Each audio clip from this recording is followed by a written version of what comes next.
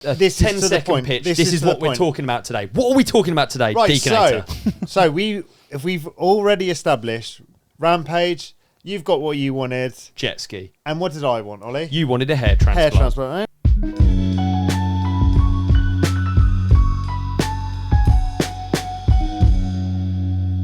Right. He's no stranger to the podcast, but it's his first time hair in the studio. I thought about that too much. Ben Deakin, everyone. Thank you. Was that good? Yeah, really like good. this. That's great. How are you, Deeks? Mate, can I just say, this thing is all of a sudden quite professional, isn't it? It's good, isn't it? Yeah. Like, we've got these things. We haven't got, mould in the ceilings or any of that. It's true. You've never done the podcast in the studio. No. And you've also never done it not with, like, at Ollie's house or something. We've never had Deeks just like, oh, he's at home. Oh, maybe we have once, actually, because I remember the trophy years cabinet ago in the background. Yeah, we had micro machines when he was selling micro machines. Yes. Wow, that seems... Sorry, yeah. Oh, what's that, 4 years, 3 years Always ago? sort of selling something, aren't you? Always, or promoting something, like BDK 200, but we're getting to this. He keeps saying that. Why do you keep dropping that? They will all be revealed. There's got to be a build-up. Yeah, all of you'll this. do a build-up. Well, firstly, like, one thing I've noticed is... Yeah.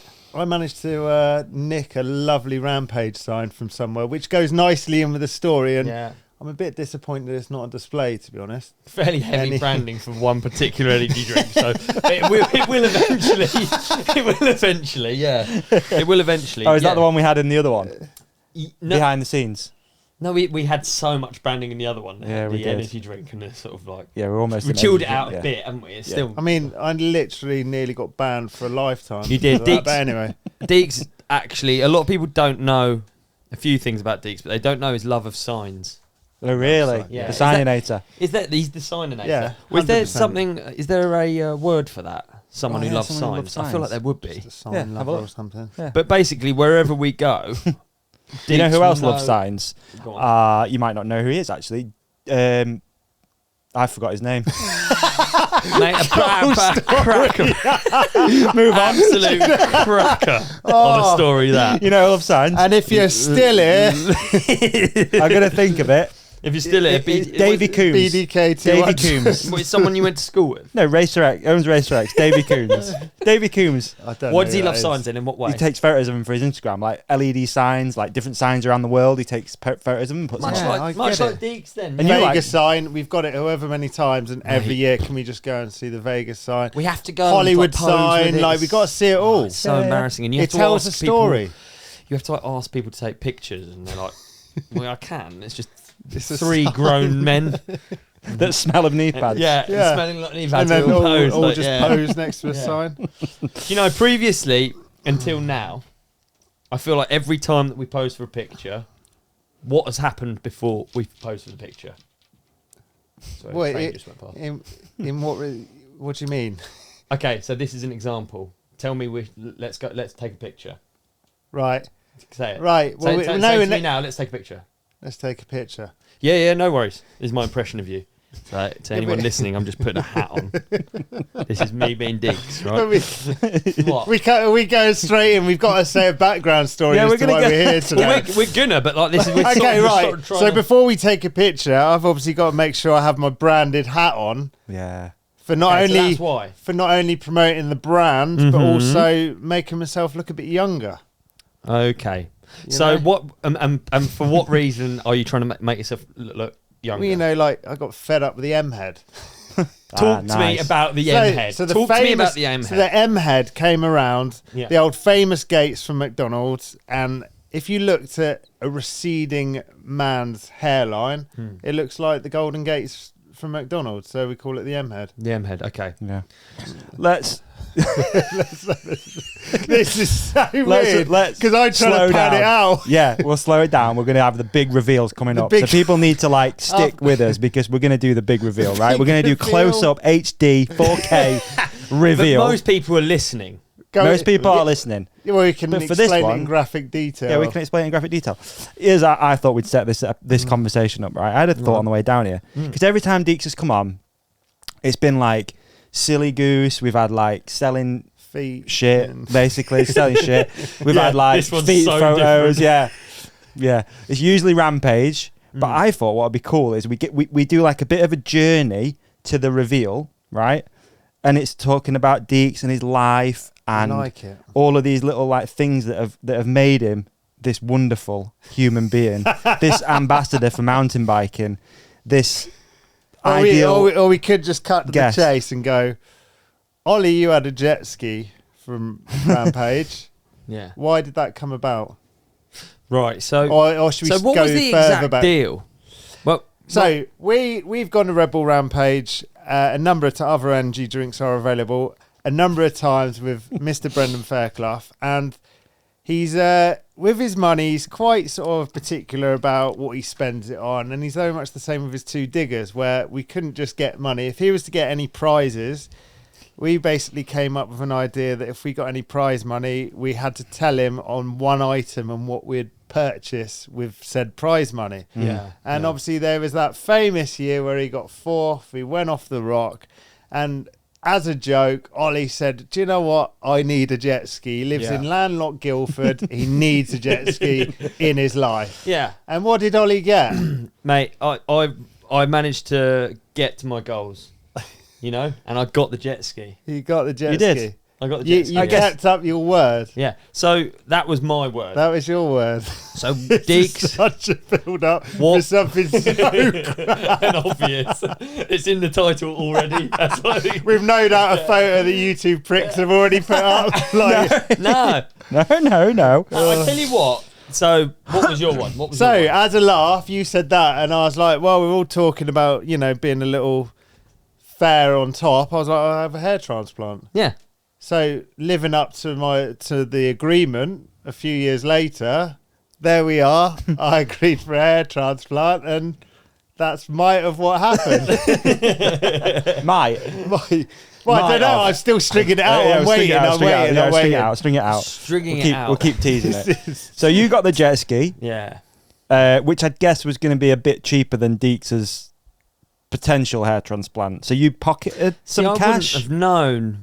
No, I paid for the jet ski. Yeah, you I'll be honest. I paid for the jet ski. Yeah.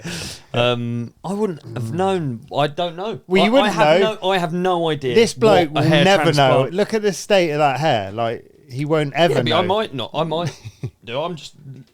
I tell you what. One thing I would say is I would make fun of you for as many things as physically possible. I really enjoy making fun of you. Like, I really. It's actually one of my passions. But one thing I can promise you I've never made fun of is your Emma head. In your hair. That's true, It's right? quite a big thing for a lot of people. Yeah, for sure. I I mean, don't I'm going on your leads now. Like, The more blokes you speak to, the more mate, massively. relatable this Yeah, is. Like this, yeah. which is such a good subject. So let's talk about the transition to the potential. obvious. Yeah, to the possession. So talk about. Let's go back a little bit though, because we've got to pad this out a little bit more. Do you know what I mean? So here's my question that I had for Deeks. Okay. BDK 200. Yeah, BDK 200. Here's my question that I had for Deeks to set this up, and then Yeah. we'll walk through a journey. No, I like it. I like it. Okay. Who was Ben Deakin at 16 years old? What was he doing? Did he like biking? And where was your life at? Wow, We're going really are deep. going back. We Yeah, are let's, going let's Mate, I feel- because sorry, I'm interrupting again. Because every time we have you on, we do like it's silly goose, which is great. And I think the only time we've ever had a conversation like that is the first time you came on the podcast, Yeah. where we did a full let's talk about you. Right. So I okay. figured let's just, you're here as well. Like it'll be a bit of a different vibe, but it's a really different vibe. I'm seeing Ollie going. 16-year-old Ben Deakin. What's going on in your life? We're skim, so it's not we're poor listeners listening to all this tripe. So let's go back to being a 16-year-old. Yeah. You're at that position where you've just finished school. You don't really know what you want to do. I mean, I've ridden mountain bikes for a while. Did a couple of races when I was a kid, but never good enough to be an out-and-out pro. Back then, you didn't have the internet. You had someone like Steve P, obviously childhood hero, racing week in, week out. Went through bimbling around after school, doing some lifeguarding, and then that's why I was like, do you know what? I can't be a professional on my mountain bike. It's the dream for most kids that are into it. What can I do that's different? And then did sort of college, did the normal outdoor instructor course. And then I had a mate who was a very good boxer, and he ended up being in the Marines. And he said, look, I get all the time off in the world boxing as well as being a frontline soldier. And then that's when I sort of thought, well, do you know what? If I join the Marines, it's give me a good start to, do that and then do a bit of riding on the side. You go to the careers office. What was your opinion of it before you went and signed up? Just the hardest basic military training in the world. I needed the challenge, and that was it. I just thought, well, do you know what? I want to do this for a challenge for myself. And So what makes it? How do you know it was the hardest? Because it is fact. It's fact. So it's the hardest basic military training in the world by a few weeks. So basic military training means just like 32 the selection weeks to get through. Yeah. Okay. Yeah. Right. So is it like our equivalent of a boot camp, or is it a boot camp? Very sort of boot camp in a weird sort of way, I guess. It's an easy way of saying it. So if you think everyone looks at the action films of Navy SEALs, it's almost like the UK equivalent. So if you think of 32 weeks where you go down to Lympstone for your 3-day commando course, like to your potential Royal Marines course, it's called. Mm-hmm. You go there. Prior to that, you've got various tests that you do in the careers office. You go there. We went there as maybe 120 odd people. Out of those people, 88 or so 80, 90 passed, and then that's where they start the 32 weeks of training.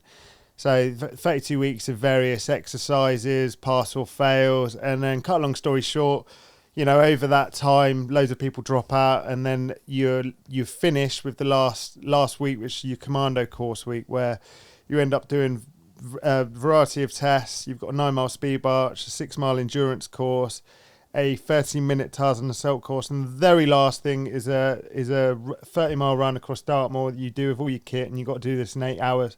So 30 mile. So what makes it, if you think, I'm training for a London Marathon, all well and good, but you're fresh, you're trained. This is, bearing in mind, you've had 32 weeks of just absolute hell thrown at you, sleep deprivated, you've gone on various exercises, like you're not thinking straight because you've gone one test into another. But the only thing that stands between you getting that beret is literally 30 miles by the time you get there. And that's all you think. Your body's absolutely shot, but you're like, right, this is it. This is the last thing I've got to do. And then when I pass that, that's the end. I earn my beret. I earn the respect from my instructors and things like that. And that gets you in. And that gets you in. So cut a long story short, You're in the door. 80 odd people started my course and only 11 of us passed. So obviously others may have got back trooped. What I mean by back trooped is they failed a task, so they go back in training a couple of weeks, or they've been injured, or quite clearly they've just wanted to go, do you know what, it's not for me, I'm leaving, and that's them out the door. So anyway, people have heard about this anyway, but done the military training, then deployed on various exercises, and then went to Afghanistan. And I'm sure loads of people who sort of follow my journey went to Afghanistan, got shot with 3 other people, and then that's when it was like, do you know what, that's sort of the end of my military career as I know it. The doctors are saying, look, if you carry on, you're going to get arthritis in your ankle, blah blah blah blah. And then that's where I almost took a sort of year out of my thing. I was still racing throughout this. I was racing as an elite downhill racer, but so you come back off. Come back off like leave and things, but it's very different. It's not like if you look at like your Danny Hart's, I've been in Startgate and Danny Hart would be behind me. It's like he's training, he's fully submersed in being Danny Hart and being a top level professional rider, yet you're going back to Woodbury Common or running around Dartmoor with a rifle Monday morning. So it's, you never got a chance anyway. Like, one, he's good, but secondly, that's all he does. Yeah. So that's when it was like, no, do you know what? I'm going to have a year out and just see what's what. And, it's all documented. That's why I'm going to try and keep it fairly quick. It is interesting. And then obviously internet started coming around, and then that's when I went to Whistler on my gap year as such, before I sort of decided what I wanted to do, and then got arrested in my pants, and that was it. Do you think that's a moment there? Yeah. So is that like a moment where things kicked off? I think that's where viral videos is like a thing, and it was always going to be, friends with Bren, friends with Olly, like. And it's always going to help that you've got these amazing riders who do it as a job anyway. But the fact that you've come on it from a different background where you're just telling a story of your holiday. You're not trying to make a viral video. It's not like now where kids are like, right, I need to go and make a viral video. It's literally like, this is my holiday. Don't know what on earth I'm going to do with my life. Like, I've just left the Marines after 9 years. Like, what on earth am I going to do? Let's have a holiday, see what happens. And as it happened, like, following the likes of Bren, Olly, Danny, whatever, and then all of a sudden getting arrested in your pants, it's gonna be different to your normal person shredding a berm. So that's exactly what happened. Was there a point, like during that period, that you ever thought about going back and doing like? I guess it wouldn't have been the same. It wouldn't have been like deployment, would it? What would it have looked like? So in the Marines, it's very different as far as if you're downgraded, you can't just be a storeman or anything like that, because everyone in the Marines is frontline deployable. If you join the army, you could potentially be a clerk, you could be a chef, you know, and that's your job. But in the Marines, it's all in-house. So whether you're a sniper, PTI, whatever, like everyone sort of mix and matches, and you're all frontline deployable. So can you also give a basic summary of what the difference is between being a Royal Marine Commando and an Army Infantry? You're doing this deliberately. There's no, I'm interested. I have no idea. It's basically the level of training, and even I'm sure a number of Army or Pongos, as they're known, wherever the Army goes, the Pongos, they're sort of know deep down that ours is the hardest training in the world. Like facts speak for themselves. We're almost aligned with the paratroopers. They've got a very similar sort of training that's why you generally see after the various exercises and operations, you generally see that a lot of the paras go to the SES, whilst the Marines will generally go to the SBS. But people will chop and change. Some people go to the SES, SBS, whatever. And if I'm honest, that is potentially where I wanted my career to go. You know, years ago, obviously the SBS are based in Poole. That's where I was like, oh, this looks really cool, jumping out of helicopters, all of that. But obviously this didn't happen for obvious reasons. And then going to Whistler open up the doors of. So you went to Whistler on a whim with the boys, literally, and you got a GoPro 3, 4, I don't know, with Jono Jones actually. Yeah, right. So it was with Jono, and then you know, once again, like even though I was fully immersed in the military life, like I was still racing when I could, so I still kept in touch with all my racing mates, and obviously, you know, sometimes I couldn't because we were on exercises, whatever. But obviously, very good friends with a number of these racers over the years, and you almost get to see how they transform. Obviously, Jono back then was just a little squirt. Well, he still is, but just a little squirt riding around, and then he gradually started getting into the World Cups and stuff back then. And then it's just interesting to see sort of different careers go different places. Yeah. But yeah, like at the end of all that, that's when I was like, right, gap year. That's that. Let's see what happens. And yeah, if you want to get sponsored, get arrested in your pants. Yeah, maybe. I guess like resist arrest. The vlog thing though was kind of new, wasn't it? Like you were one at first, right? I mean, Pilg's obviously the man, isn't he, when it comes to that? But there wasn't any ulterior motive. You went out to make a video of your holiday. You're telling a story, and I think nothing changes now. Like I mean, today, as you'll see from this video, it's telling a story, you know. So like all nice. These BDK 200. So all of these things is about having your watchers, your viewers coming along your journey with you and having an understanding, like whether or not they're learning how to ride a berm, or how if they're missing a bit on top and they want to go to Turkey to rectify these things, you know. BDK 200. Yeah. So you first started doing vlogs on Facebook, right? Yeah. And they were just like souvenirs from holidays. Yeah. Exactly that. Like, it's actually mad when I think that, you know, me and Olly years ago, we went to... Where did we get the flow trail? Slovenia. Slovenia. We went to Slovenia, and there wasn't any YouTube or anything, because back then, if you had copyrighted music, like YouTube would just take it down or mute it, because I don't know, I'm too dumb to know the ins and the outs. So that's why I ended up putting it on Facebook, and then obviously YouTube came around, and it was just a natural progression. It was like, well, let's just put it on YouTube as well.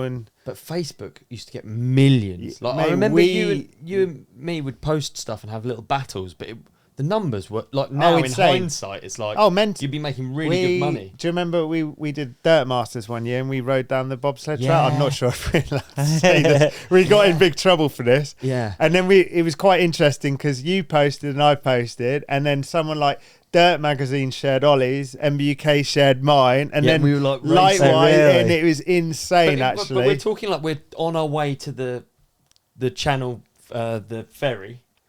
and we're like at 500,000 views already Insane. from Germany. You know what I mean? Like that compared to now in Because terms of because YouTube no one, figures, it was just no one really did it. no. Okay, true, yes, yeah. a few people did it, but no one really made a story. It was like maybe the odd POV, and you go to Rowgate at the weekend, everyone's got a helmet camera now. Yeah. You know, like, it doesn't count unless we film it. Or now it's obviously the old Insta bangers where everyone's, film this, film that. And it's just a different world we sort of live We in are now. lucky to have grown up in that period where the internet was getting big, because I think like back then, if you posted a video, if you were known to like MBUK or Dirt or Pink Bike or one of these They'd things, just share it, yeah. they would share it because it's Right. good. It's like at the time good content, Yeah. and then that's almost what a lot of people, probably both of us included, ended up building a lot of like online following out of. Well, that's Probably, how, I guess from a sponsor's point of view now, that's how there is such a thing as a media rider. Yeah. You know, it was almost like it used to be a racer, and then the odd media rider would come around, and then now it's mad. Like, it's crazy we're actually talking about bikes on the bike podcast. Yeah, but it is. Don't do it very often. what's going feels on? weird, doesn't it? But like now it's You're gone right. full circle, isn't it? Because how many racers now are probably going to struggle, or how many racers have been told to, right, you need to create a YouTube channel, or you need to do something because racing isn't really getting what it should be. Or there's going to be this kind of need to do stuff like Bernard or Moi Moi are doing, where you're racing at the very highest level and you're also putting out like And still a media vlogs, output, which like is proper insane. Yeah, vlogs. yeah. I love watching both of those guys' content as well, Insane. because it's like, I don't know. I think you it's feel cool you're because, there. like, especially recently, I feel like there is vlogs and videos make the event way better, don't they? Like Hardline is a sure. prime example. Like, you're tuning into Bernard to watch the whole thing, and Jono and whoever, and then the race is way better. Yeah, definitely. Which is strange if they start limiting that stuff, but hey. Definitely. Mm. Anyway, so Yeah. So when did it really kick off, though? Like, when was that point? Yeah, like, with come the out. we're still Billy building K200. going on. No, when did it all? I'd say it is that year, wouldn't it? It was like after Whistler. It was I had shop deals. I was going to say, were you sponsored? Sponsored loosely, like every kid. Oh, I'm sponsored. Well, 10% off this, 10% off that. You were doing Like, coaching a lot, weren't you? yeah, still? doing a lot of coach. Yeah. So worked for a company called Pro Ride Guides, who were quite big back then. I think like the Rafferty brothers owned it, and then they've sold it now, and they're obviously the guys that do hard rock. Yep. And then with that, we sort of got a deal through Santa Cruz, and then likewise sort of sponsored by Specialized UK at the time, where it was just like free bikes or cost price bikes or whatever. Certainly wouldn't go, I'm professional by any means, because you couldn't make a career from it. And then I think the first real deal was with Matt and Damo at DMR, where that was like, right, sick, getting paid a bit of money, riding a bike. And the cool thing is, and they're such lovely blokes, they're almost like thinking ahead of the game. Like, race results are almost irrelevant. Yes, it's cool, but we just want our brand out there, and if you're having a good time, people can see you're having a good time, then that's what we care about, and that's what essentially sells bikes. And you look at like 50 to 1, those boys are killing it hard. They don't care about race results. If you had a brand, would you? Oh, you do have a brand. Oh, yeah. Do you think race results matter? No, not anymore. I think they used to. If you're a big company, you want to prove something. You want to prove your kit works with 100% a race result. But the sad thing is, in this current world, because of the internet, like the minute that race is finished, everyone talks about it, and then it's when's the next race. I think if we live in, we were lucky in a way where we just relied on magazines. Kids would probably disagree, where you'd look at those magazines or you'd look at the Sprung videos and you'd be like, wow, sick. We get to watch the highlights of that race, and that's that. And then that's all you talk about for weeks until the next one came out months ago. Whilst now, when they've got back-to-back races, it sort of takes it away. I hate the idea of our sport without racing. I hate it. 100%. Like, and like, What, because everyone had leaned more into the media thing, or? Well, you've seen not at all, because it's so. Imagine without it, it just like remove all context. Like, it's so rad, the racing and being at the races and it going on. It just turns into like. I don't know. I can't put my finger on it, because there's someone I don't particularly want to go to a race to partake. Yeah. The fact that there is this like highest level, this elite level, without it, it's like I don't know what we up to. It legitimises the sport for me personally. But Maybe you don't agree. I just No, think, I'm just trying to for me think of it, personally. like trying to figure out how it looks, because it's almost like the dirt jump scene, in a way, like doesn't need comps. It's still it still runs as a scene because people love just partaking. Especially in the UK, I guess. But yeah. it was just silent and secret, which is amazing, and it's all you want to. So be without involved races, in, it would look weird biking, wouldn't it? Because people would be doing mates races. Yeah. And why would everyone be Silently in the woods. rushing down the trails? Yeah, you'd just chill. so wouldn't you? rushy. Just fucking chill, man. No, I always think about cyclocross. It's like cyclocross isn't actually a form of just riding. Like you'd look like a nutter on a road bike on a beach, wouldn't you? 100%. What's that bloke doing? He's like rushing around in a circle on the beach.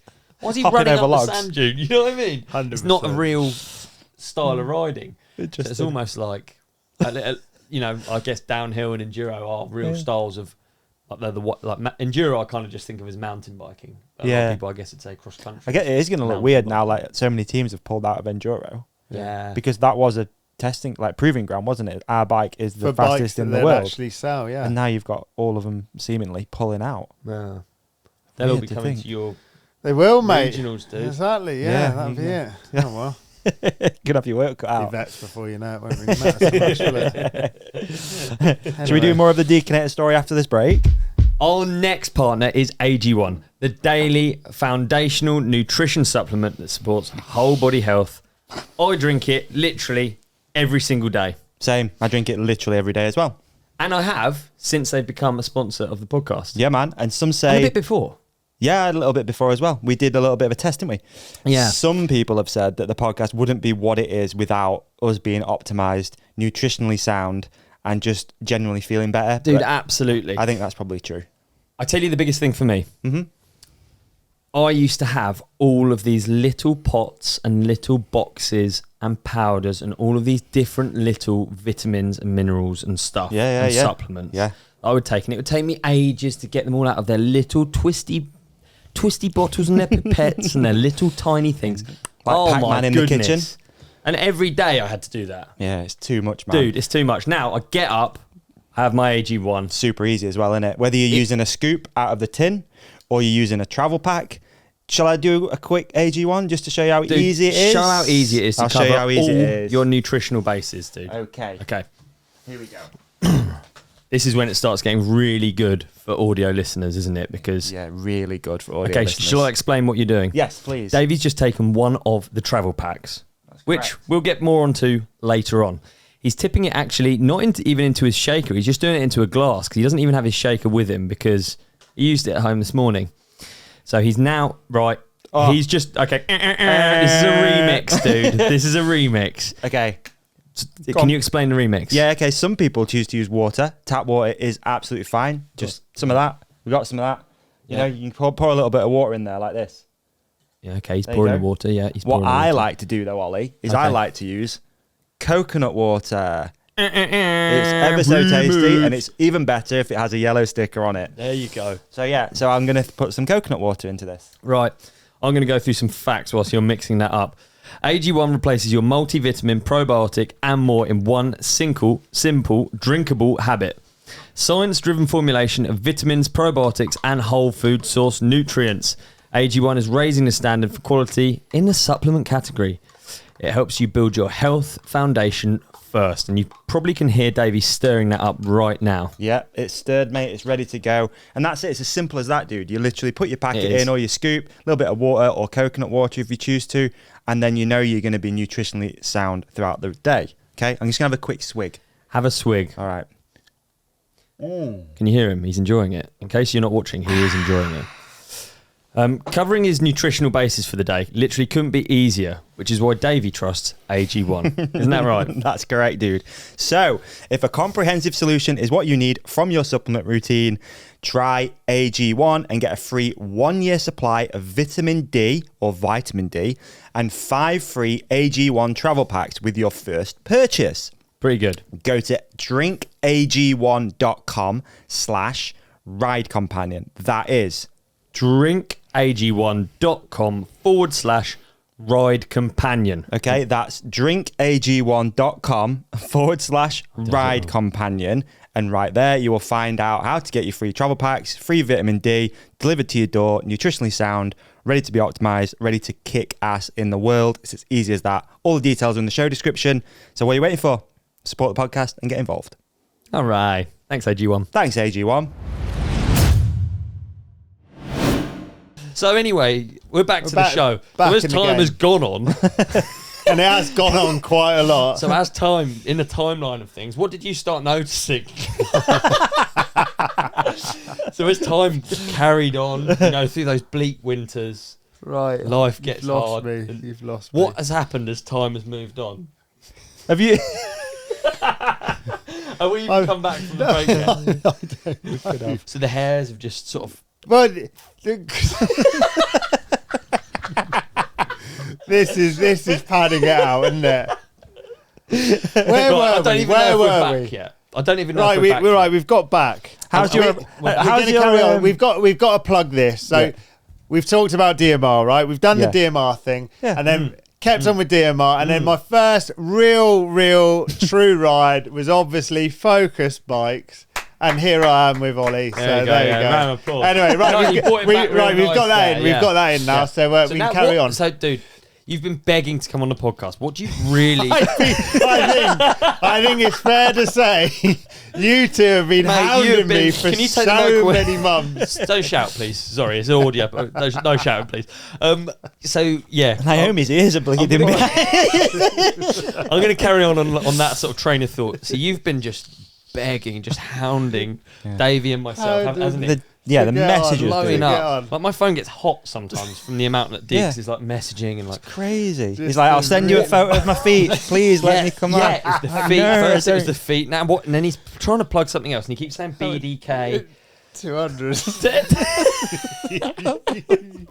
Talk to us, Right. Diggs. Let's do a Right, good okay, so overview. are we just getting on with it now? Mate, It's yeah, sort of let's dragging get I think on. it's a good subject. Okay, Okay, so- imagine this is a This is 10 to the second point. pitch. This This is is to the what we're point. talking about today. What are we talking about today, Right, Deakinator? so we've already established Rampage. You've got what you wanted, Jet ski. and what did I want, Ollie? You wanted a hair transplant. Hair transplant. I went and Well, fucking went and got one. look at it! Full head of hair. Round of applause. So For the hairinator. I obviously haven't brought my Caught us comb by or anything. surprise with that. Yeah. Holy. I mean, for your audio listeners, I have literally revealed the biggest boof on.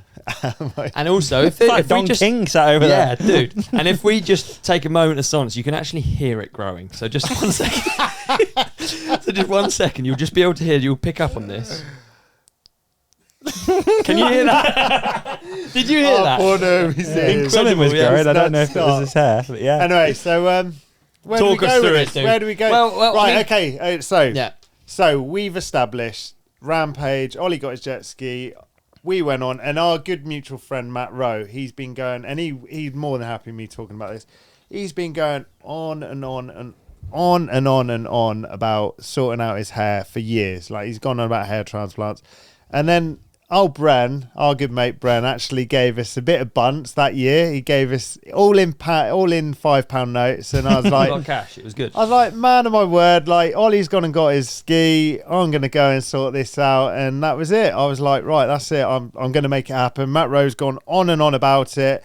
I just said to Rowe, I was like, "Can't, let's do it," and he bailed, and I was like, right, screw it, I'm going, mate. I'm going. What was your relationship like with the hair at that point? so? When did you get a bit of a, let's be honest, like a bit of a complex Yeah, about it? right, so I think that the big one, like for me personally, was Malvern's Classic. I was there with loads of kids taking selfies or whatever, and I was always like, I'd finish a run, have my helmet on, I'd be like, shit, where's my hat? And it all got not to the point where I was like, oh god, real bad, but just enough where you'd get tagged in a photo and you'd be like, wow, who's that old bloke next to this kid? And I was like, right, that's enough now. I need to do something about it. So I was always trying to find a hat of various sorts or put a helmet on. Certainly for any video stuff we did on GoPro, I'd always make sure my helmet's half over my head, and just to really like, I honestly couldn't give a crap too much, but it was enough to make me go, wow, like if I can do something about it, why not? You know, I've got the money to do it. Let's do it. So did a bit of phoning around, phoned a few places in the UK, like a couple of mates had it done. And I got quoted 7,250 quid in the middle in London, in a place in Bournemouth. I was like, no, screw it. I'm not that bothered to get it done that much. Yeah. And then And then someone said about Turkey as a laugh, like, and you're like, oh, go on, let's just email a couple of these companies. And then you get this phone call from this Turkish woman who you cannot understand at all. And then I got this phone call from this bloke who's very fluent. Hugo, his name was, like, real nice bloke down the phone. He sort of told me as it is. And I thought, do you know what? If I'm going to do it, I'm going to do it. Yeah, I've got a bit of a following. Like, it's really, okay, this is where you drop the I was like, do you know influencer what? vibe. If I'm going to do it, I'm going to do it. Yeah, BDK. I said, look, I'll be totally honest. I do a bit of YouTube sort of on the side. Like, if there's a way of doing like a vlog, can we come up to some sort of agreement? He goes, yeah, mate, no worries at all. We'll sort you out a bit of a good deal. Obviously, he knows me from Adam. Like, I could just screw him over. So he's like, look, we'll sort you out a good deal. And then on top of that, any of your followers, subscribers, whatever, we give them a discount and you can get a little bit of a kickback as well. BDK 200. So this is BDK 200. So this is it. Interesting. So it was like, message this bloke in probably August, November. Now, as a general recovery time, it's like a month sort of, you can't, month and a half, you can't wear a helmet. Last year. So month and a half, you can't do anything. You can't sweat. You can't wear a helmet because there's risk of your follicles falling out. Like, you can, yes, you can, but you're just going to ruin your hair. So there's no point. So I started inquiring in the summer, thinking, right, do you know what? I'm going to think about this winter coming, like off season, if you can call it such a thing. The weather's crap. Like, let's just think about getting it done. Anyway, Christmas, New Year's Eve, absolutely ming-monged. Felt sorry for myself. On January the 1st, I'm sat on my sofa on my own.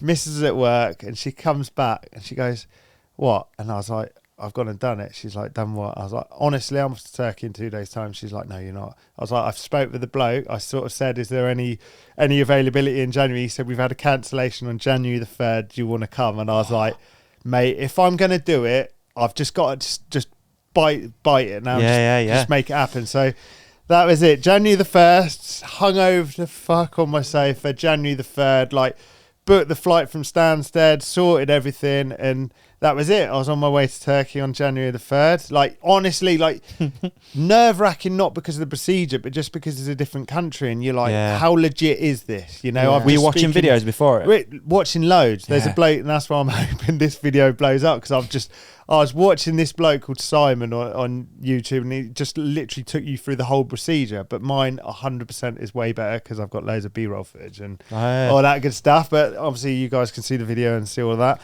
So sorry, I'm going to unpack this a little bit. So I'm similar to you as well before, because I always wear a hat. And my thing was when the podcast especially started to go more like video. Yeah. It's like most unflattering angle anywhere. You got a laptop, lighting's bad. I'd be like, that's big awful. Head, so I've always just worn a hat, head. And I'm the same as that. Like, but my hair, and this is probably relatable to a lot of our listeners. When I got like to I'm 36 now. No, I'm not. I'm 37. Like late 20s, mid 20s, late 20s, something. Like I seem to have this little bit of a like, I lost my hair quite quick, but then it seems to stop. I think a bit of that was stress, but I think a lot of people have probably that same thing where it's like, oh shit, I'm losing my hair. Thankfully, mine seemed to have like halted at a point that it is now. It doesn't seem to get any worse. It definitely doesn't get any better, especially not at the moment. But yeah, I'm the same as you, man. If I'm ever anywhere where there might be a photo or a video, I'm like a helmet, hat on. And to be honest, I think I look better in a hat than I do without one anyway, if I'm honest. But yeah, so I think it's quite relatable that. And it does become a bit of a thing. And I was chatting with a mate about it yesterday on a ride who's bald.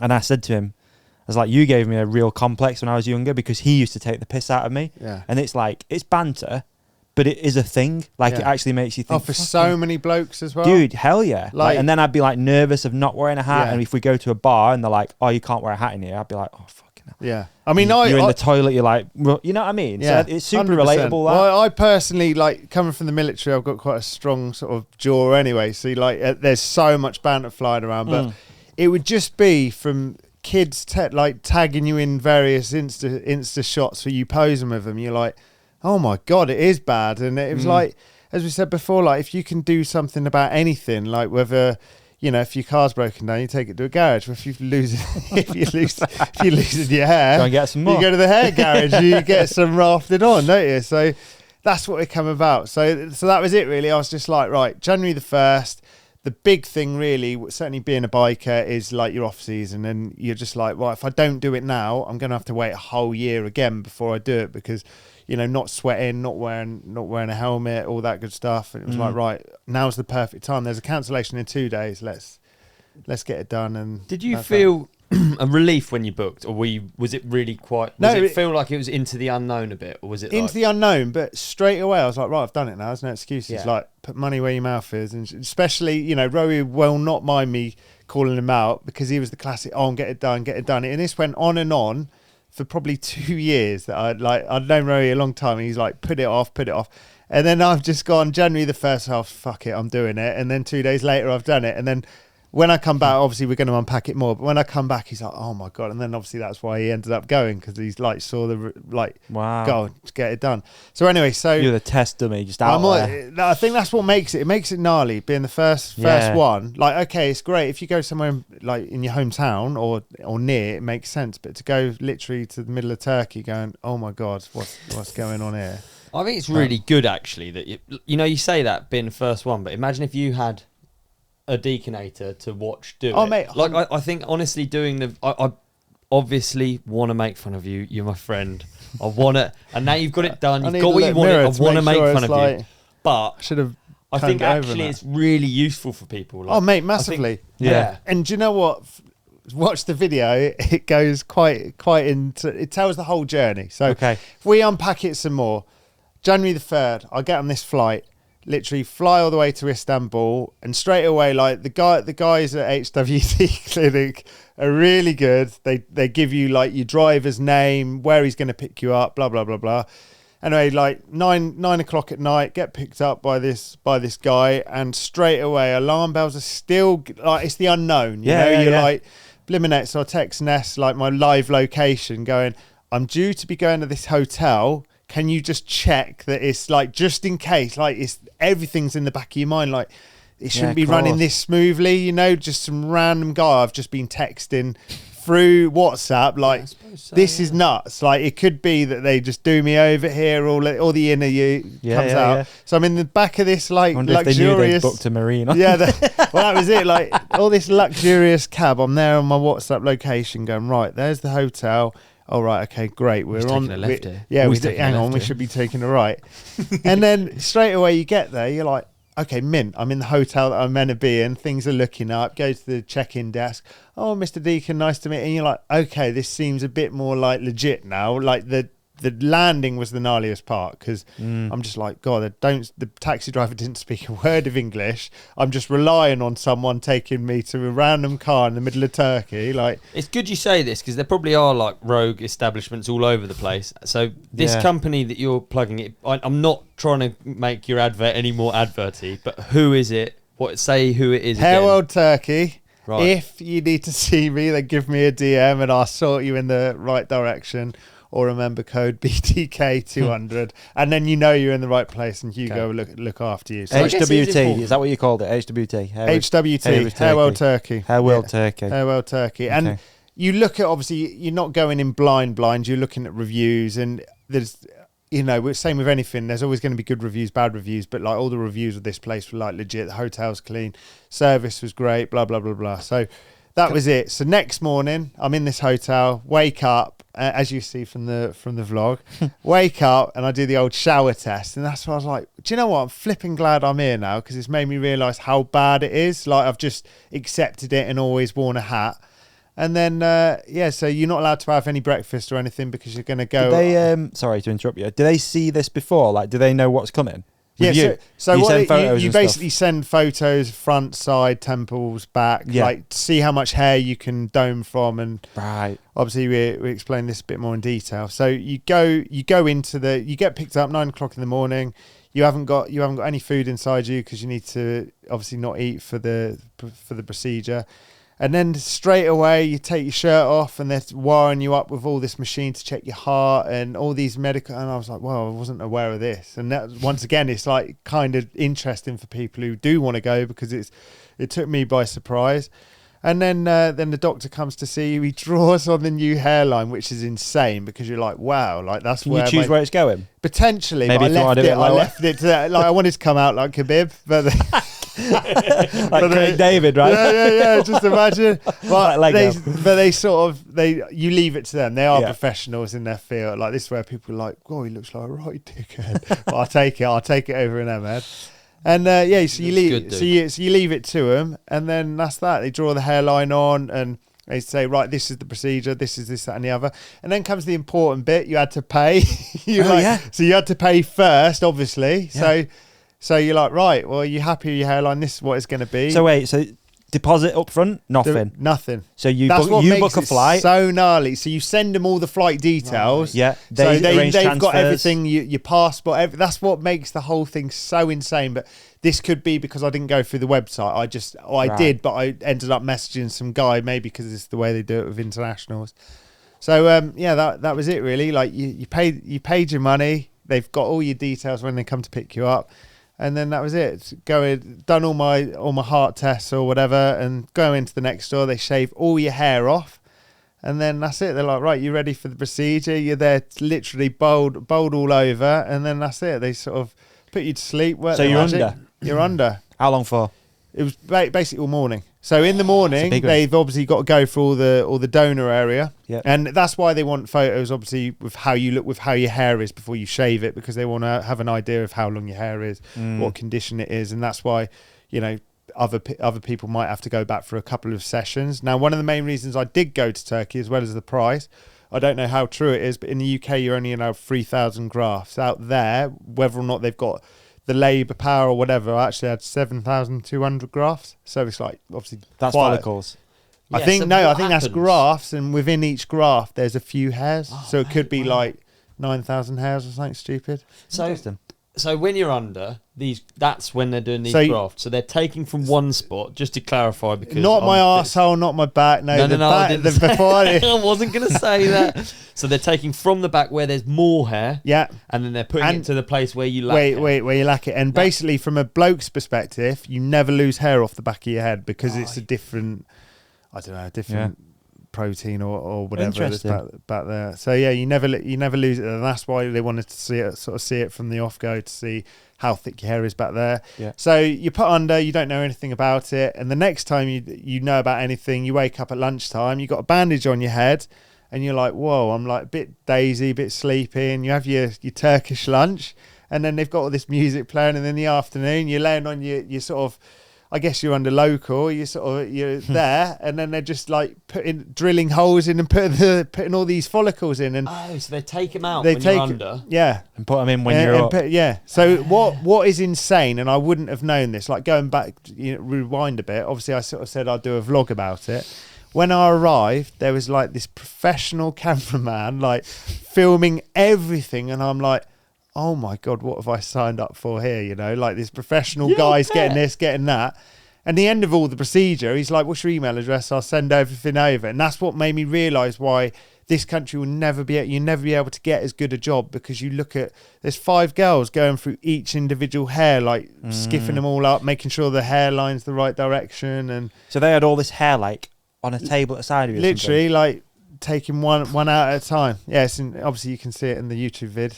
But Okay. which something. A is bit gory, is it or not? The Yeah, vid? I mean it is. Obviously, I've taken all the blood and guts away. It's all black and white for obvious reasons. But yeah, but it doesn't hurt. That's the big thing. It looks gnarly, but Right. it doesn't hurt. So the afternoon, you've had your lunch. The afternoon, that's basically it. They're putting essentially all your hairs from the back of your head into your front of your head, filling in the gaps, and then. So I have a question. So then at the back, is it thinner or does it grow Well, yeah, back? no, it'd be thinner. It's because if you is imagine, thinner. they're not just taking the hair. The easiest way of thinking is like a grass. If you just picked a blade of grass, it will grow back. But if you took it from the seed, that will never grow back again. But if you took the whole seed and planted it somewhere else, it would grow somewhere else. Do you know why men lose the hair? Have you looked into it? No, not I was really. just curious, like why It's it ju- happens. it's Just something just happens. just genetics. I And there put are that- like all these things you can take. Like I know Propitia's one, but people Yeah. have like crazy effect, like side effects of that. So male pattern hair loss seems to be due to a combination of oxidative stress, the microbiome of the scalp, genetics, and circulating androgens, There you go. particularly dihydrotestosterone, DHT. I didn't say that right. And especially if you get shot, you lose loads more. Really, yeah, there you go. It's maybe linked together. Men with early onset androgenic alopecia, brackets before the age of 35, have been no, it's too many words. This is too much. We It's get literally it. just But it happens. Basically, it happens. A lot of the time, it's actually high testosterone. Oh, that's why Yeah. I'm Yeah. rigged with high. You ain't got Yeah. any Yeah. testosterone in you, then, lad, have you? That's Nothing. it. Estrogen got full head of hair. Yeah. So, Okay. Yeah, it's quite interesting though. Actually, when you see, Because it's interesting that you see some like old blokes that have got like insane full hair. head. Yeah. yeah. Anyway, right. Brilliant. Sorry, like we're carrying on getting sidetracked. But back in the room. Back to the story. So we've had lunch. Back to the promotion. We've had it all. We've had it all put in, and then honestly, like you're all bandaged up. You're sort of bandaged up mainly because the back of your head's just like a war site. You know, Sure. they've literally taken all your hair out. Where they've put all the new ones in, like. You almost just, it looks weird. You've got all, a bit of swelling, everything else. They've given you a headband to prevent the swelling coming down your So face. the back of your head actually did look bad. Oh yeah, like. Can I see it now? Well, you wouldn't be able to tell. No, you literally can't tell No. at all. Yeah. No. So There is zero signs that you've had anything done. So this is, I sort of feel like I'm giving you a bit more info about this. So there's two procedures you could have. You could have the FUT or the FUE. FUT predominantly was used by Hollywood actors, etc., like 10 years ago, and that's where they basically take a skin graft with the skin on. With the hairs on, and they literally relay it over someone's hair. So when you look, plugs. I wouldn't know, but I just know that you'd notice someone who has had that done because they have like a massive line across the back of their head. Yeah. And you're Like like, laying on well, lawn. there's loads, loads of like celebs that have had that done. And then FUE, no wonder it's sort of costly, is the fact it's so labor intensive because it's each individual hair graft that comes out. So obviously it's time consuming, but for like a proper job as such, that's why. Yeah. So we've done all that. We've put the hair in, and then that's it. We're back to the hotel that night. So and how many days? this was a day. Yeah. So I'm really. This is one so I day. literally landed that evening. Yeah. Night Had in a a night's hotel. sleep. Yeah. Go in 9 o'clock the next morning. Out for the morning. They've taken all the hairs off the back of my head. Had lunch. The afternoon they've put them all in the front of my head. And then that's it. I'm back at the hotel that evening, eating like a king because I'm just like that. And that was the first time where I was just in disbelief because I'm in this hotel room, hotel sort of restaurant, and all I'm seeing is just blokes with just bandages on the head, like big white gnashes hanging out their mouths, like 'cause people go there for teeth as well. Mate, everything. And then the gnarly one, I think, is the beards. Like people have hair transplants on the beard. Oh, I could do I'm it. listening. You got a code for that? Yeah, but that's The BDK 200 BDK 200 work. I'm pretty sure it works for anything. If you want tits, yeah, your nose job, Cock like extension. I'm sure, mate, just go there for the full works, dude. Hopefully, It's if a good Christmas present. If Bren actually wins, we could sort you out, couldn't we? Yeah. Imagine that. So Facial hair. we've had that. We've had the dinner. We've looked around, going, this is insane. And the gnarliest thing was that evening's sleep because you can't sleep on your side normally because you don't want to scrape anything. You've got to be really careful with the grafts. So you're almost laying upright, just going, oh, this is horrendous. Like you've had a whole morning of being under and then you're trying to sleep properly. And then it was like that, right, horrible night's sleep, but we got over it. And then the next morning you go in for a wash where they take the bandage off, and it felt such a relief just taking the bandage off, and they just give you a real light wash. Obviously you can watch all this in the YouTube vid. Head wash. Yeah. And it's just light dabbing almost. So they're using like a foam shampoo, light dabbing to try and get rid of a lot of the bits and the bobs. And then they've done that, and then they sort of pack your bags on your way and giving you, or in this instance with BDK 200, they give you all the shampoo that you need for the next six months. So So special shampoo is it? Special shampoo. So should we take a break and carry on with this? Or? No, we're all good. Yeah, Okay, let's take a break. Let's take a break. Yeah, we'll find out. Right. We'll find out about the special shampoo after the break. Hello and welcome to the ad break. These are the Adidas 510 Trail Cross GTX. What does GTX stand for? Gore-Tex, Ollie. That's right. Now Gore-Tex is what we're going to be testing today. It's the waterproof nature. Yeah. We need to try and get this across both visually and in audio. Yes. What we're going to need is Reality of UK biking, which is our river. awesome. Let's go. Let's go. I'll go first.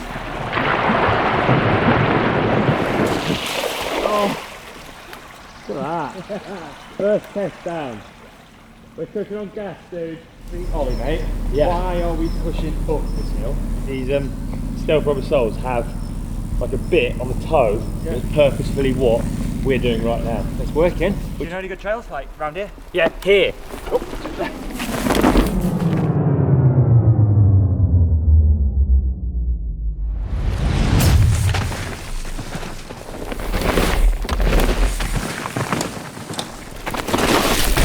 Dude, final test.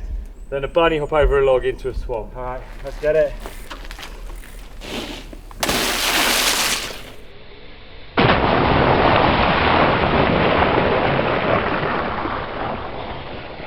We could have just not gone riding and just walked around in this puddle. The Adidas 510 Trail Cross GTX. We're back in. Right, Deeks. So, you've come around now and you've got your shampoo. No, I don't need poor listeners. Right, so don't think of it like that. It's interesting. we've gone in the following morning. We've laughed at everyone else with band. No, we haven't laughed. We've encouraged them. Yeah. We've seen No everyone laughter. with bandages. Blah blah blah blah.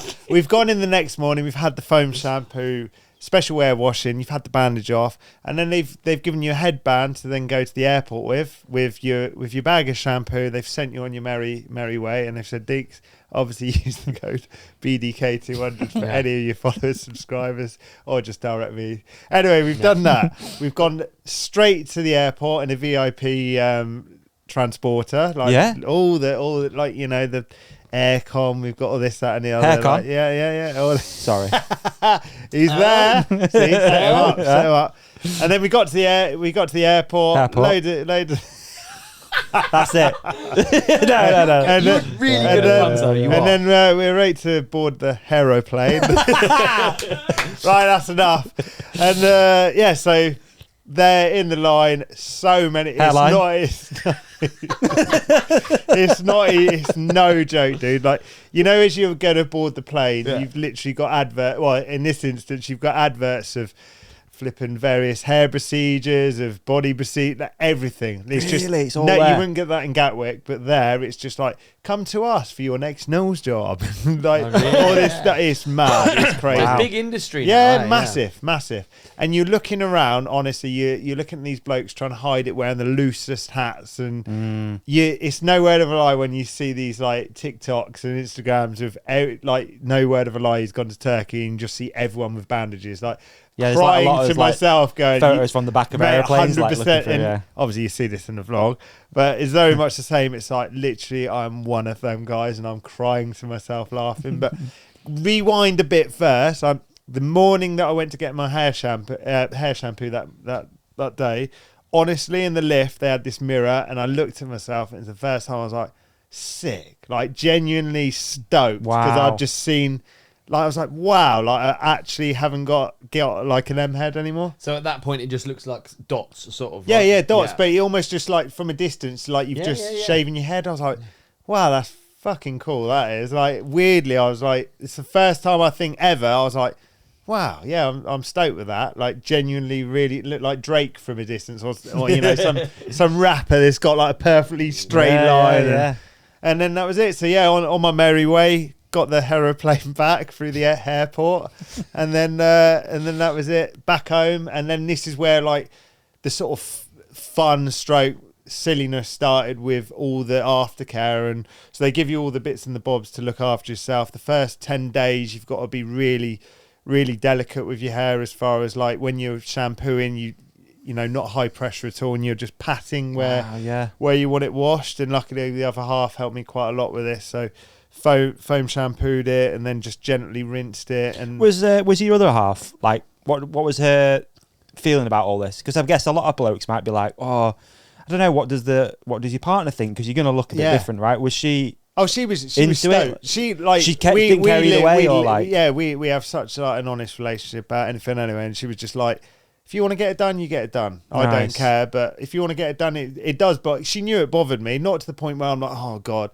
But as we said earlier, like, I'd always try to find a hat or a helmet, or certainly from, you know, I guess being in the public eye, inverted commas, like doing vlogs, you are like putting yourself out there, and you're like, well, if I'm going to do that, I want to wear a helmet or do something. So the fact it was quite a big thing when I was looking for a helmet.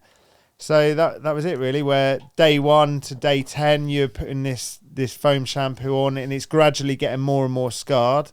Scabby. You're leaving a headband on up to day 5, because if you take your headband off, and there's companies in the UK that do this, like don't give you a headband, all that happens is all that swelling drops down your face. So when you see these horror stories, they've got massive big eyes and everything because the swelling's come down. Wow. So I literally did look like Frankenstein, where I took the headband down and it's just a ring of just swelling in my up head, and me and the missus just crying with laughter. It was like, do I post this? I was like, not a chance. Like, it's that bad, but it's amazing. So that was it. It was all to be expected. And it's luckily they brief you on what potentially happens with all of this stuff. So up to day 10, you're being very careful, and then when you get to day 10, you basically use I think it's biotin. It's a different sort of shampoo, and that's basically to get rid of the scabs. So on day 10, you basically need to try and get rid of all the scabs on. So the washing is quite important, big time, time, because you can't. It's the aftercare. You think it's like fresh grass. You wouldn't want to go and smash it all off with a power washer, essentially. So that's the first sort of 10 days. Then we've got all the scabs off, and that's the first real time you look at yourself and you're like, wow, there's like a couple of mil worth of hair everywhere. You're like, blimmin' heck, like you can almost see what it's going to look like. You're like, this is sick.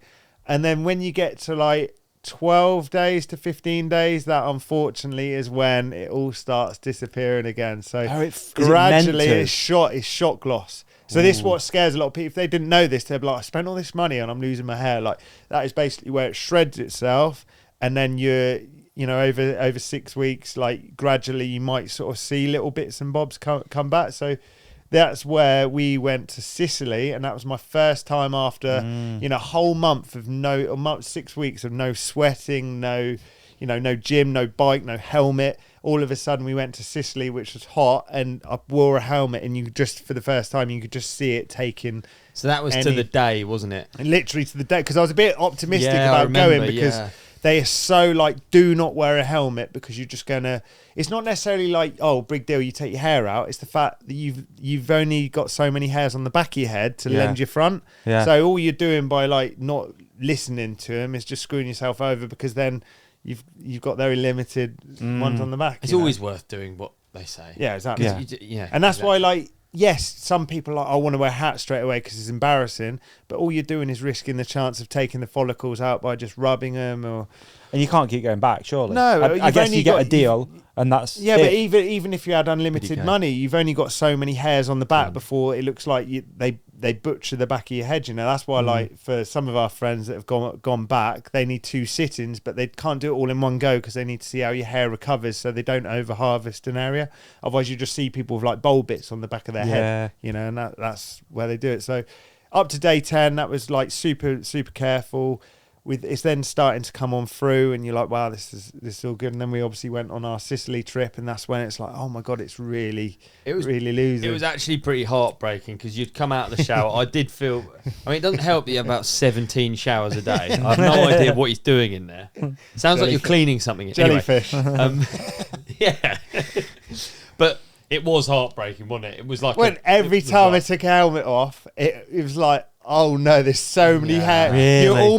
You're almost counting. Like, this sounds really weird. Like when the missus was washing my hair, like in the first stages, you could almost see like all the scabs coming out, and it's like, it is disgusting, but you're like, well, it's good. It's what it's meant to do.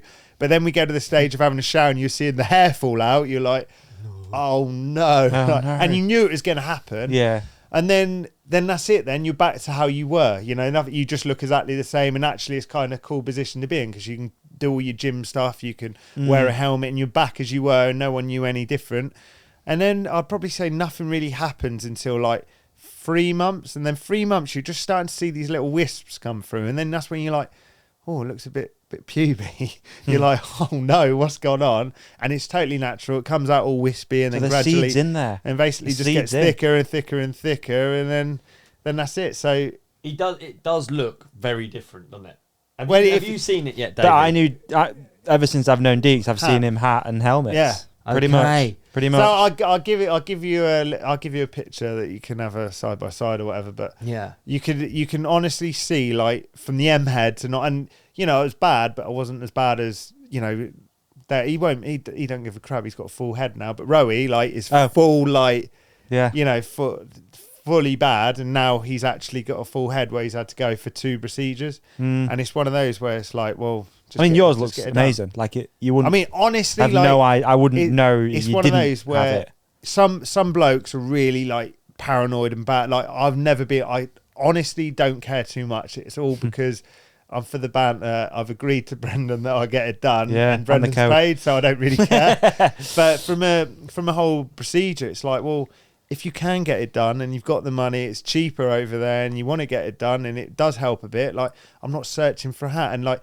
even going away with the missus, like, I can't carry on just wearing a blooming muck-off hat and a flipping in the Tate Gallery. Maybe not the Tate Gallery, but you get me? Like, it's just like, just flipping X. Yeah. I've got a dumb question, though. So, you said yours was a bit more like an M, so the sides are gone. Yeah. Do they do the whole top? Yeah. So, or do they just... No, do you know, I'm glad you asked that, because in the UK they only do like the bulb, so you're allowed I don't know how true it is, but 3,000 follicles. And if you imagine they just do like the bulb bits and fill in the gaps, well, in 5 years' time, then it all goes. All of a sudden, you're gonna have 2 big horns coming out your head. Yeah. And that's that. So they actually worked their way all the way back through the scalp. So they, as I said, they did 9,000 grafts in me, which works out at however many. So it's like it hairs. fades back. So fades back. So it might be in 5 years or whenever hopefully I don't, because the old man's all right. But hopefully if I have to go back, they just have to do a little touch up on the back crown. So you'll have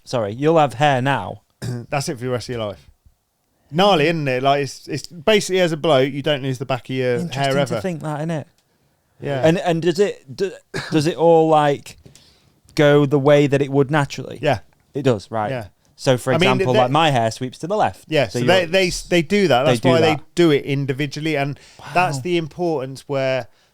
Not that I know too much about it, but I've got a bit more of an understanding now than what I did 2 years ago, is the fact that you see how much time and effort goes into each individual hair picking as such. Like they put it back the way it's meant to go. Yeah. So from that perspective, if there was a company that goes, oh yeah, we could do it for, I don't know what the price would be. Like we could do it for $1,000. Like I'd strongly go, well, no. Like look at their credentials. This company that I did it with, no free ad, but genuinely like they told me everything that was going on. They told me what was going on before I had it done, when I had it done. You've got Hugo, the guy I was dealing with, like touch of a button, telling you exactly what to do, what to expect. And they give you the aftercare package. They give you the videos to watch. So you're not in the dark. A lot of people come 6 weeks after the operation and all of a sudden their hair's out. They're like, well, what's going on? Like, this isn't normal. So the fact that I was aware that I'd have shock loss, all these various things would happen,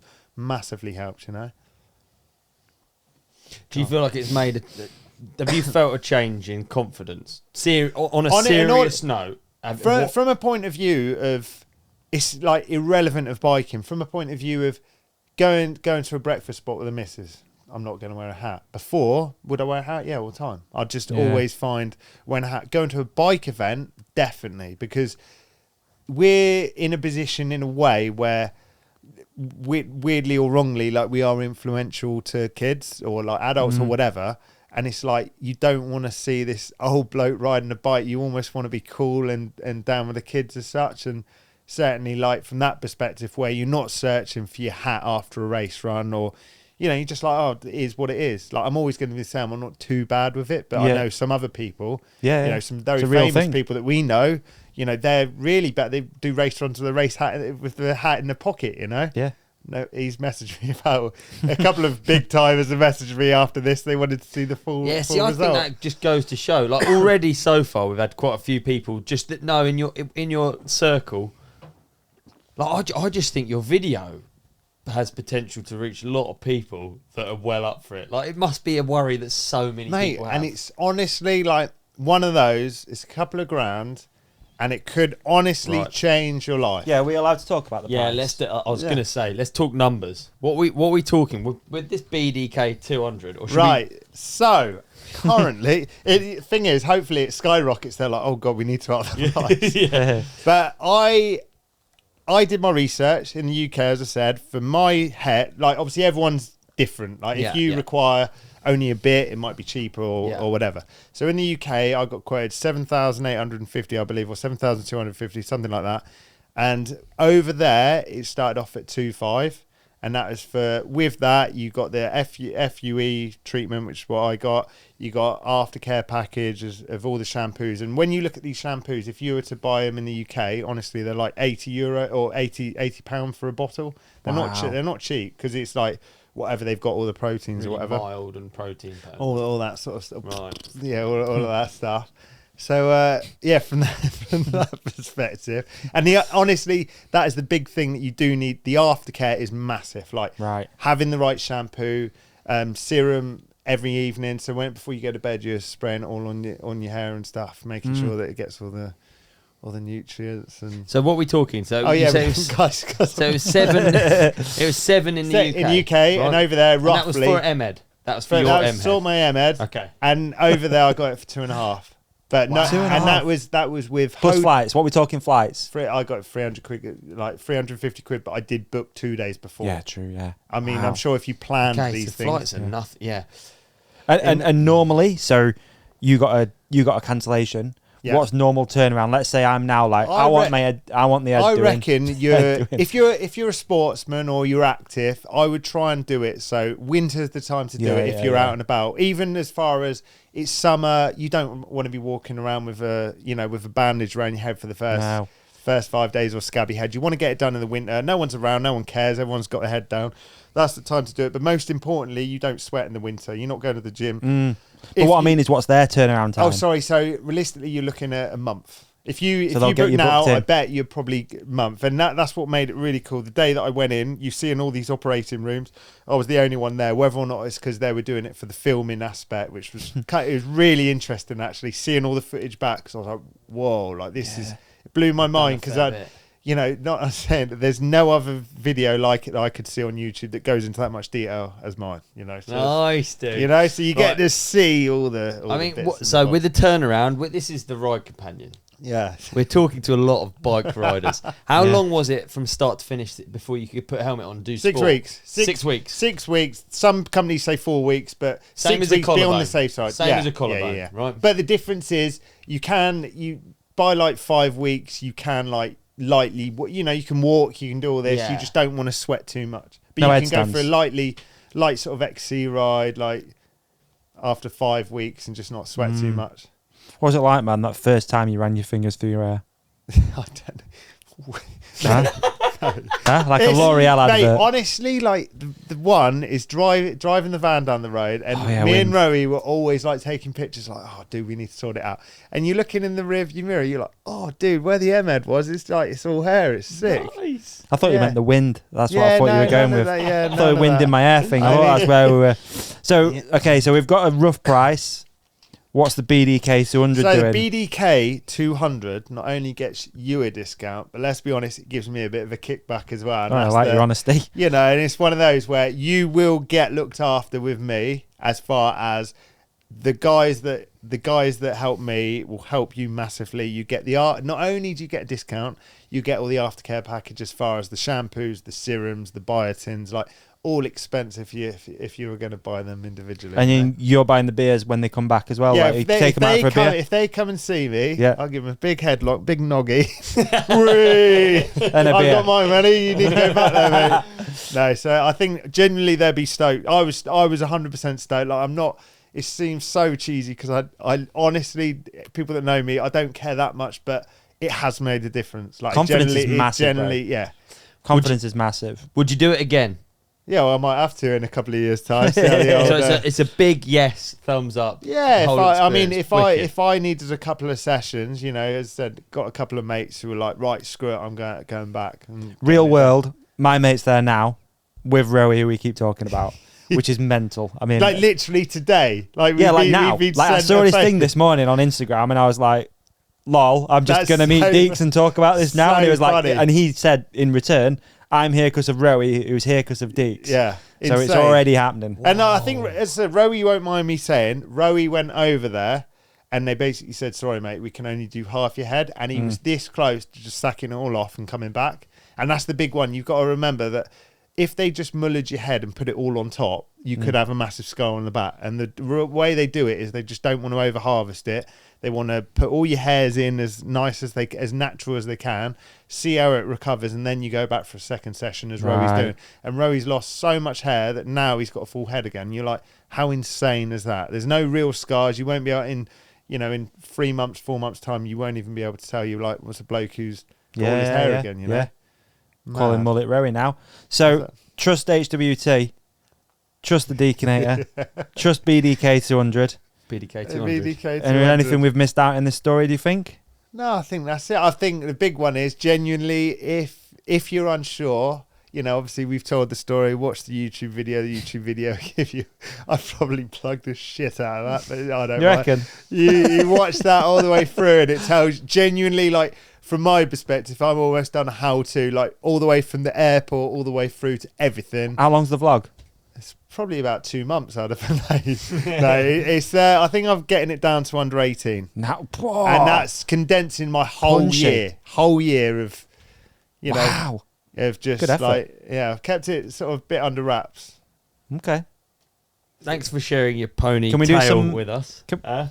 How long have you been thinking about that? Be honest. That one just Be came. honest. I was actually trying to get permanent in because I thought perm, but then I thought no one would get it. Nice. And I couldn't find a way of getting it in. So pony tail came out. That's Like really it? good, actually. Yeah. Good. Yeah. Should we do listener questions? we now? do a We've few. got some. Can we blast through a few, Doug? Poor Doug, he's like, oh, God. Doug just wants to go to American bar. All right. Are you reading them or are you reading them? Because I've actually been logged out of the account for some reason. I locked you out. Did you log me out? Sick of the dick pics. Send them straight to my account instead. Yeah, Just don't bother with it. Yeah. All right, I can do a few, and I'll pass you the phone. We can do a couple of each. Yeah, can't done, we? perfect. All right, okay. Obviously, there's loads about feet, but we'll miss those. Okay. This is Feet. quite new for a lot of people. Like, Our I've kept feet were it onto so hair. secret apart from You've my done very nearest well, and dearest. actually.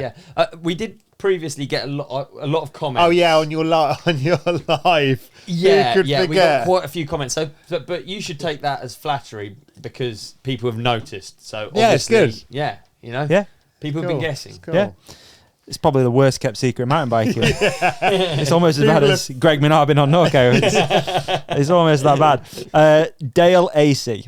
Deeks, were you into mountain biking before your army career? Yes. Can't say army.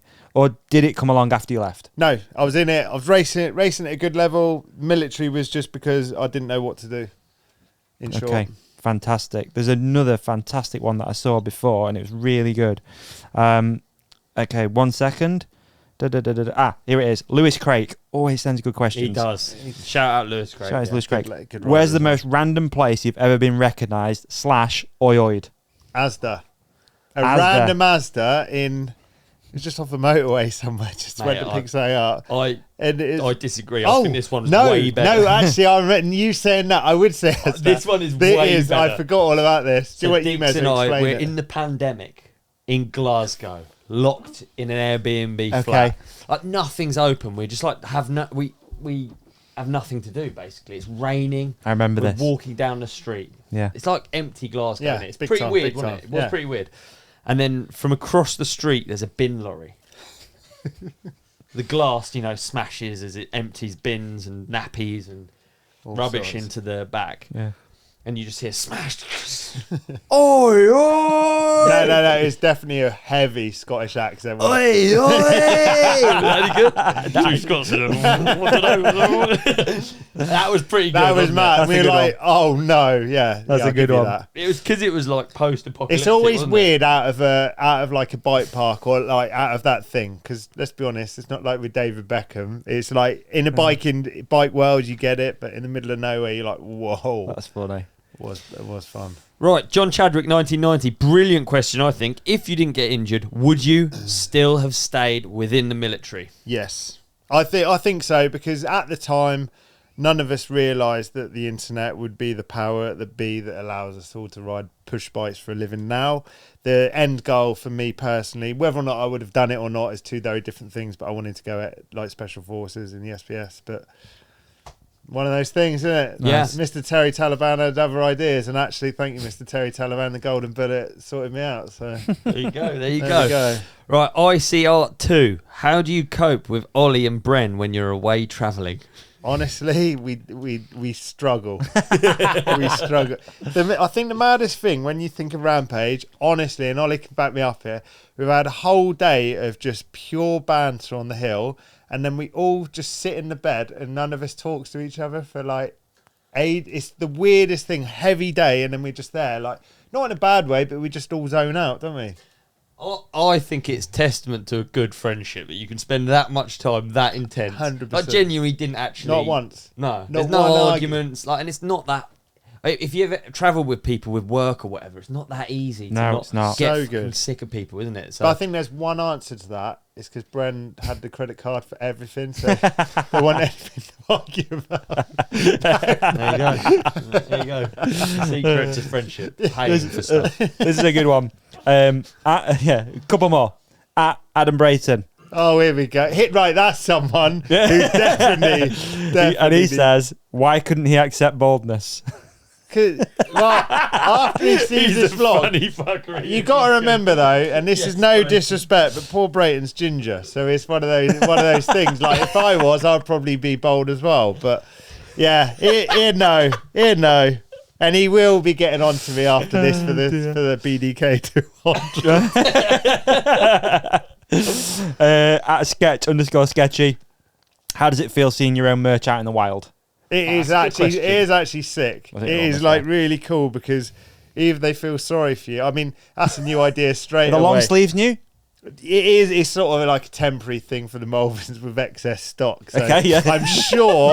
I'm sure there could be a lovely like sort of thing going on with BDK 200 down the sleeve and like hairs and Yeah. I might Maybe have there's to- an idea there. Good job I got a mate who knows what he's doing with design and stuff. Yeah. But no, generally it is really cool. Like when you see people rocking your merch as such, and they come up to you, they're like, honestly, I sound like such a cock, but people are like, oh, like honestly, in lockdown you changed the way I look at things. Like I'm Sick. doing it, and it gives you that inner pride. You're like, wow, like we just think we're messing around, just being idiots, but in reality, people watch your stuff and like.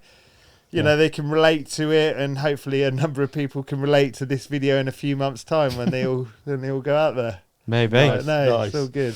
Right, we got this is a real repeat question. We got Dogs of the Sea, Dennis Pike photo, Tarry Two Wheels, That's a sick name. JB isn't it? Carpentry. Basically, they're all along the same lines. Do you get tired of people yelling oi oi at you? Well, for as long as it pays the bills, I've got to just run it, I guess, haven't I? It's one of them where, like, there's a time and place, like the bin man earlier, hilarious.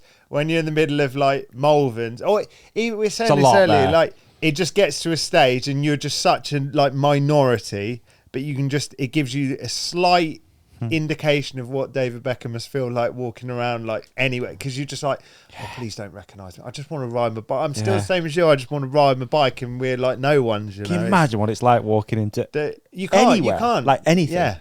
It must Mad. be gnarly. Hellish. Yeah. Right, I've got one I think will wrap it up. It's from Neville Contractor. It's actually not a question. BDK But it says here, rather than a question, what a dude. Our MTB group chatted to him at Bike Park Wales. He's a great ambassador for mountain biking. And I'd agree, very much so. Well done, Deeks. Thanks for mate. joining Thanks. us. Thanks, mate. everyone. Big up yourself. Appreciate your honesty. Yep. Appreciate you coming along. And And check out the vlog. check out what else they Check out the vlog of BDK 200. I'm sorry, there must be a BDK 200 count on this thing. All right, we'll Please put get the it on links your in the show jersey. description for the vlog, for the BDK 200. It's all down there. Thank you for coming on. Thanks, if you are guys. listening or watching, hit like, hit subscribe, unsubscribe, subscribe again, little cheat code. And God's Happy New turkey Year, and Merry sort your hair. Christmas. We don't know when it's coming out. There you go. Yeah. Peace and love. Peace and Cheers, love, like, guys. subscribe. Thank you for watching this episode. We hope you enjoyed it as much as we did. We really enjoyed it, didn't Yeah. we? Hey, if you want to click for more here, Yeah, and even more down there. Yeah. Don't forget to hit like, hit subscribe, peace and love. like and subscribe.